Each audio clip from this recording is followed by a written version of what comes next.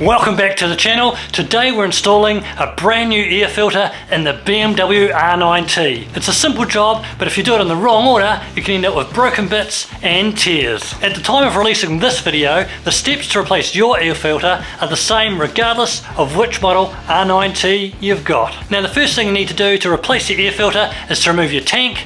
If you're not sure how to do this, then before performing the following steps, make sure you watch my video on tank removal. In fact, I've just put a link up here, so click on the link up here and you can have a look at how to do that tank removal. If it's not showing, then just jump into my channel and have a look at this video right here.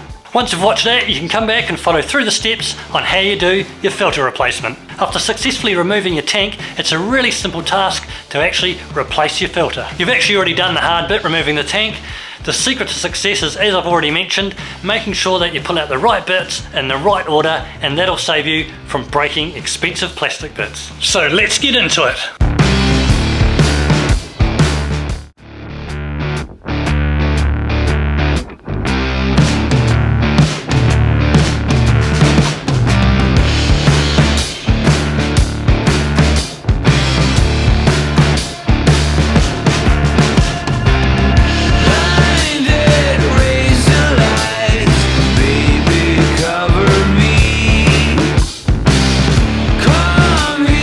Close my eyes.